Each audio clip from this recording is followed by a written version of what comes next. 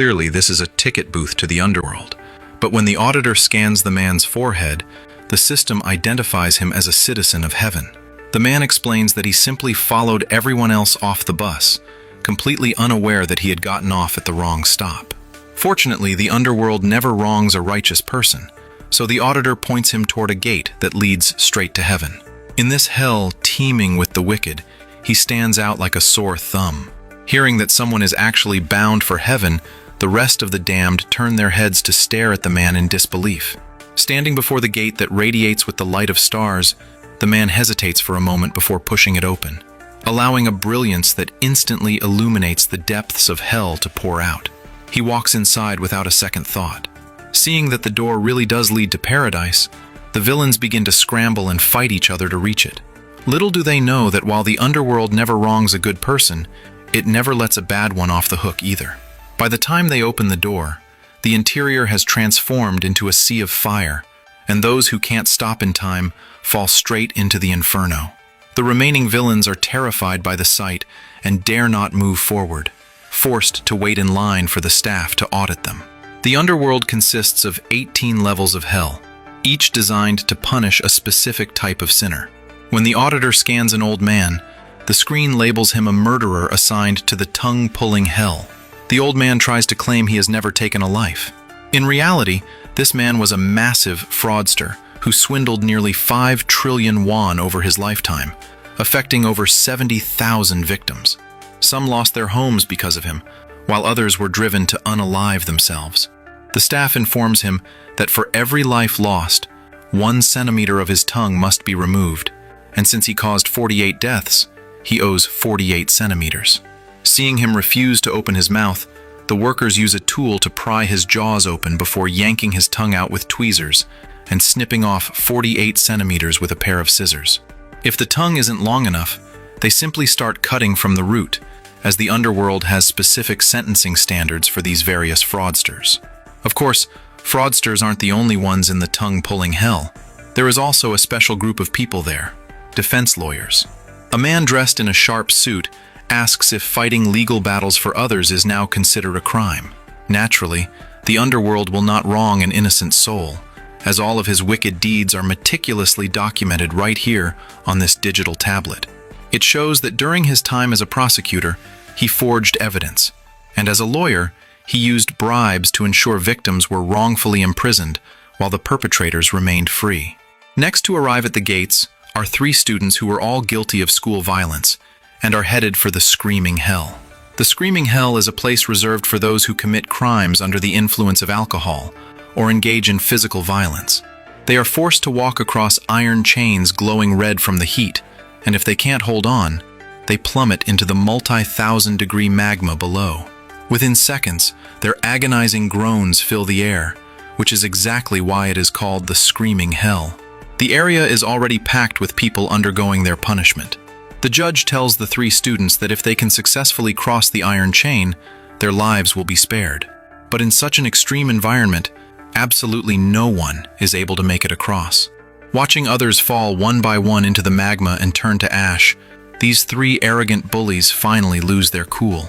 In the next breath, they start shoving the blame onto each other. The judge has no interest in their excuses and simply pushes all 3 of them into the pit. Even at death's door, they show no sign of remorse.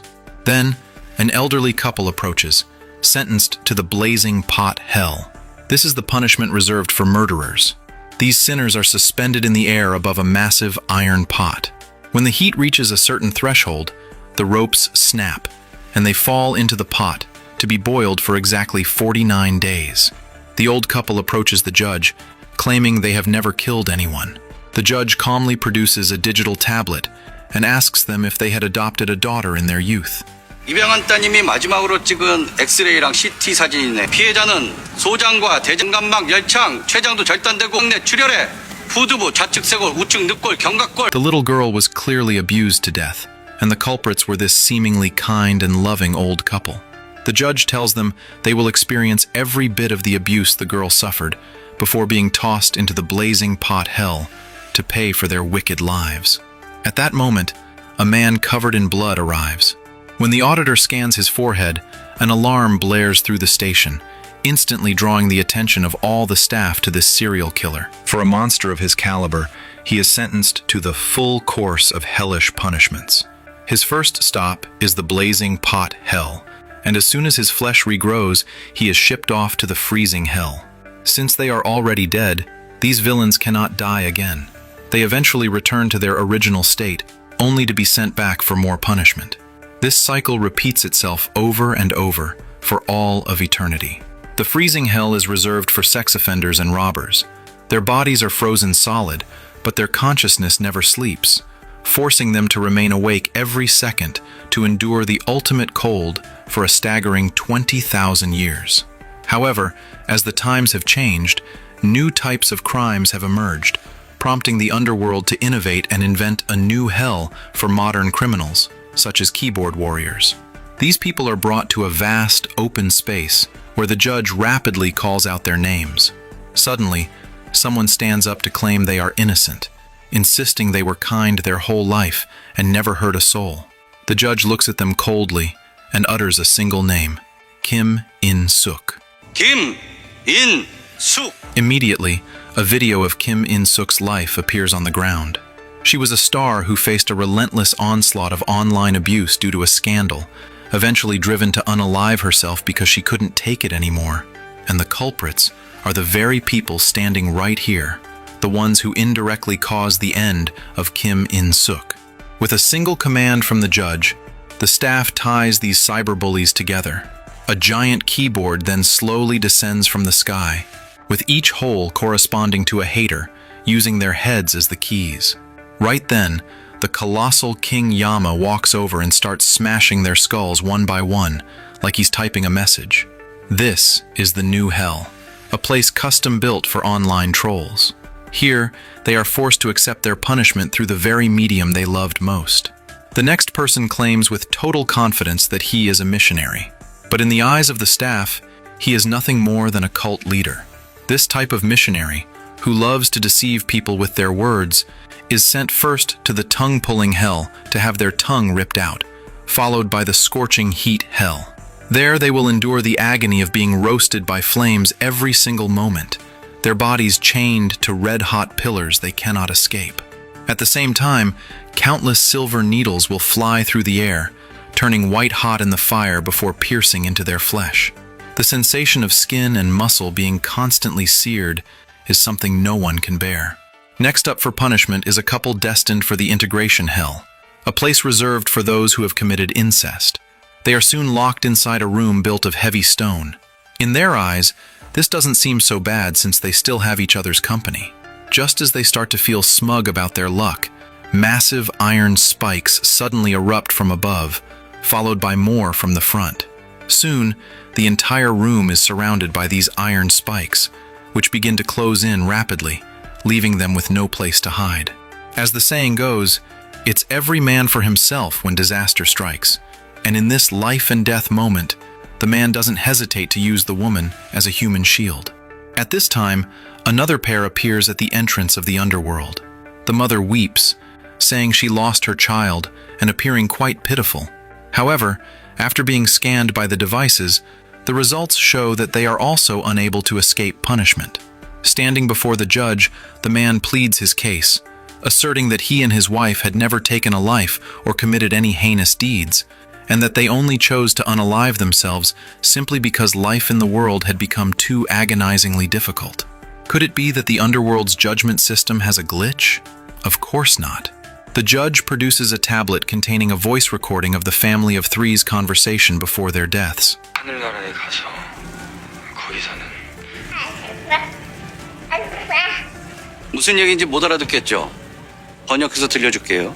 The reality is that many parents don't realize that they love to make decisions for their children on almost everything, even in the matter of life and death. As more and more people are sent to hell, a protest finally breaks out among the crowd.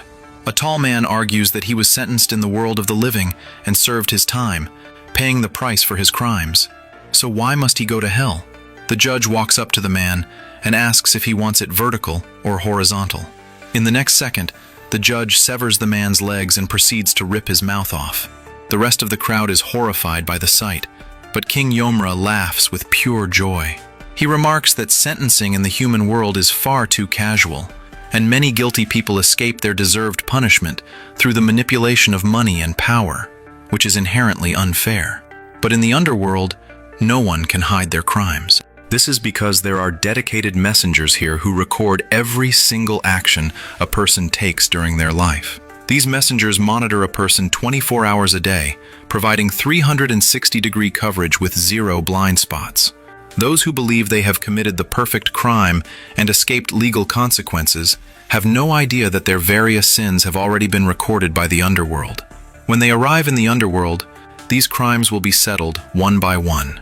Based on the different crimes of each individual, they are assigned to different hells. Yet, a special category of people still exists within the underworld. After this old woman is scanned, the system shows her as unclassified. Seeing this, the judge walks over and takes her to a room filled entirely with unclassified personnel. Regarding these individuals, there are two distinct scenarios. One is a special grace from God, allowing some people to have a near-death experience where they visit the 18 levels of hell to witness the horrors firsthand. After the tour, they are sent back to the human world to spend the rest of their lives in kindness, bearing the heavy responsibility of advocating for others not to commit crimes. The second type consists of people for whom the system cannot determine whether their crimes warrant staying in hell or returning to the world of the living. This requires the more precise scale of sins to weigh them. If their sins weigh 50 kilograms or more, they must stay in hell. If they weigh less, they can return to the human world. The first to step on the scale is a young woman. When she stands up, her sins register as 0. The second man steps up and receives the exact same result. They are both near-death experience participants, and King Yomra tells them to head back and spend the rest of their days spreading beauty and goodness. Now, it is the old woman's turn. The moment she steps on, the needle moves, hovering right around the 50-kilogram mark. Ultimately, it stops exactly at 50 kilograms, meaning she must stay in hell to face punishment. Seeing her fellow worker crying in pain, she also sheds a single tear. It is this very tear that causes a change on the scale, though a portion of the needle still rests on the 50-kilogram mark, making it unclear if it has exceeded the limit. Seeing this, 2 staff members bring over a magnifying glass to inspect it, discovering the reading is actually 49.99, not quite reaching 50 kilograms. Though King Yomra is slightly displeased, he still warns the old woman that the weight of her sins is just a hair's breadth away from those currently burning in the fires outside, and she must lead a righteous life upon her return. This is a clip from the Korean drama Heavenly Ever After. The vision of the underworld it constructs is not just a punishment for evil, but a redefinition of what is good. What is truly shocking in the series isn't the torture of magma or ice, but the profound innovation of the standards of judgment. The fraudster's tongue is snipped away centimeter by centimeter, and the keyboard warriors have their skulls crushed within the very malice they wove themselves. But what touched me most was the scene where the parents who chose to unalive themselves along with their child are sentenced to hell. Children are not the property of their parents. They only come through them. This line cuts like a blade into the blind spots of modern society. We are used to seeing procreation as a gift, yet we forget that once a life is born, it possesses independent value and dignity. Are those parents who, in the name of love, decide the life or death of their children or plan their lives for them, facing the same judgment to some extent? The show repeatedly emphasizes that the underworld will not wrong a good person, but it will not let a bad person go. This seemingly simple rule actually points to a profound proposition. True fairness requires transcending the limitations of human law. Those sinners who use power to escape sanctions, and those hypocrites who are kind on the surface but evil at heart, will eventually strip away all disguises in the face of death. What is more beautiful than heaven is perhaps this absolute fairness.